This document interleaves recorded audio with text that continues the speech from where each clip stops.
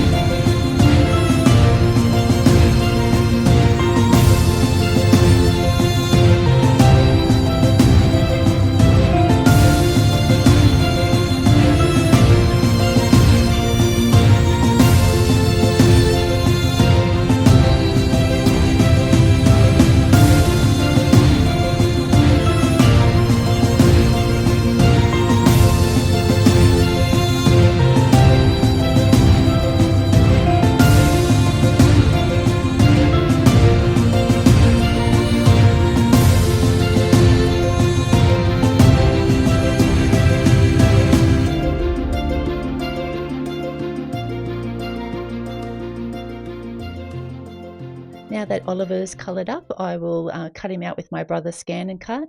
And in the meantime, I've grabbed out some more Copic Express It, and I'm using this circle die to work out just how much of the cardstock I'll need to create my background scene using these products of the safari background for La La Land Crafts.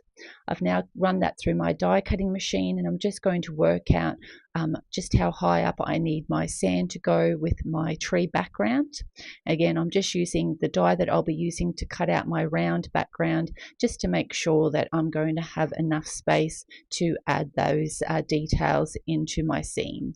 So now that I've got those worked out, I'm going to initially cut out the blue cardstock with a larger circle die, and I'll put on some music while I do the Copic colouring of the scene.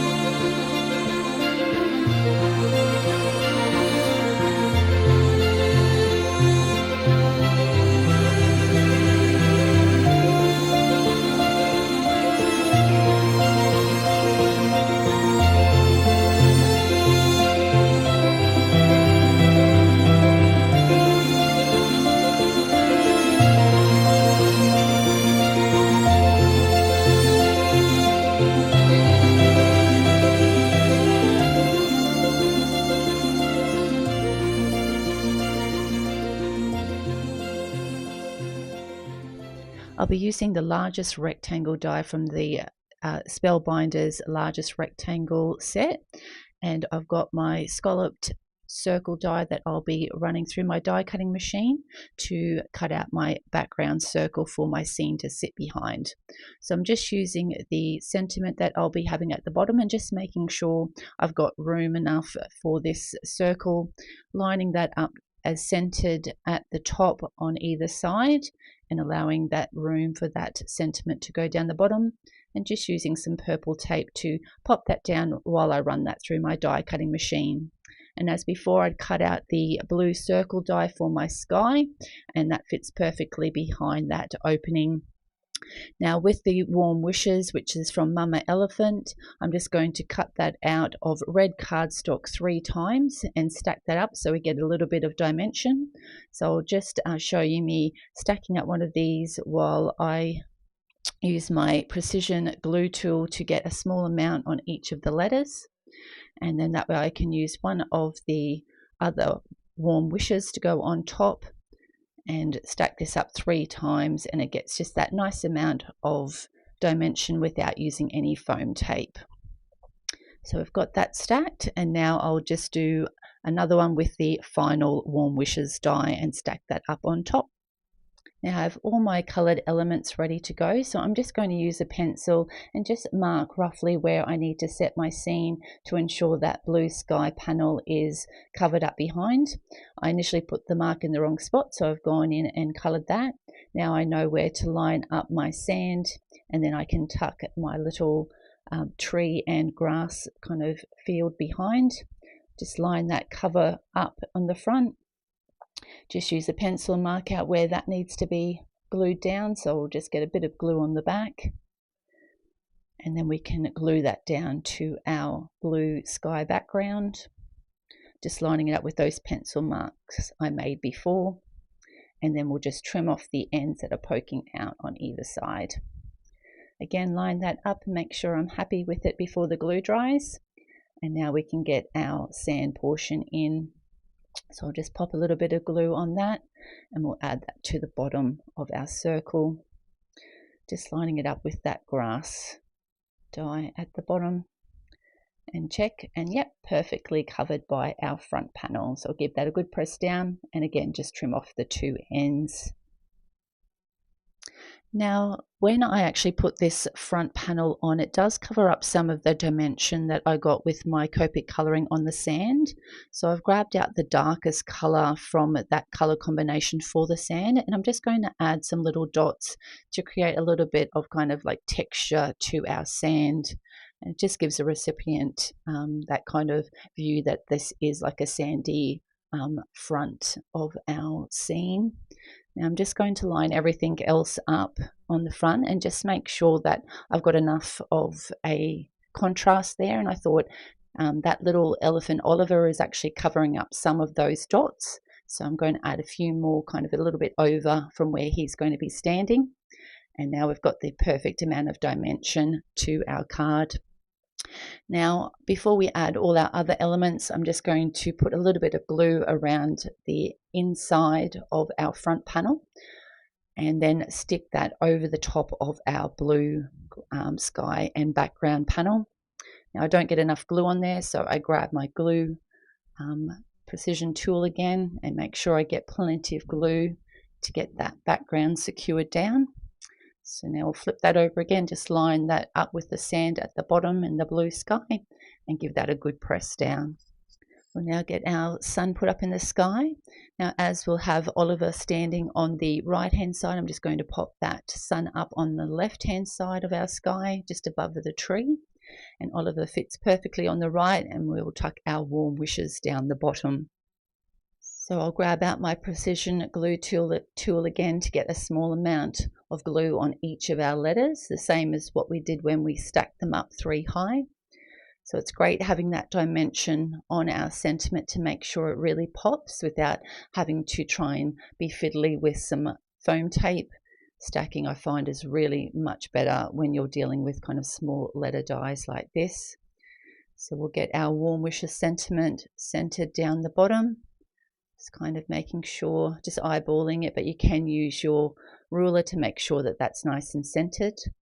I did get a little bit of glue that squeezed out from the side of some of the letters, so I'm just using my precision tool to just wipe that away to make sure that that stays nice and clear. Now I've already cut and scored a red card base matching the same red cardstock I used for our sentiment. So before we add Oliver the elephant to the right hand side, I want to get this attached to the actual card front. Now, because that little blue circle is kind of a little bit raised, I thought it's best to use some double-sided adhesive tape to get this secured down. That way you're making sure that it is securing down nicely onto our card front and that all the sections will stick down. So I'm just using my bone folder just to burnish all those pieces, which really helps when you need to remove the release paper. So we'll get all the release paper pulled off. It did get a little bit stuck on that top of the circle die. And now we'll make sure we're putting it on the correct side of our card panel.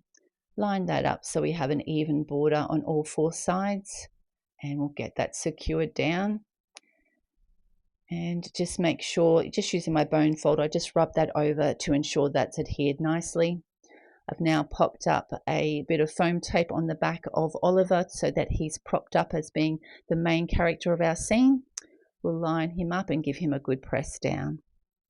Now I thought he just needed to come down just a little bit to be standing on that sand. So, you know, sometimes it's best to check before you push down, but I was able to kind of peel him up nicely.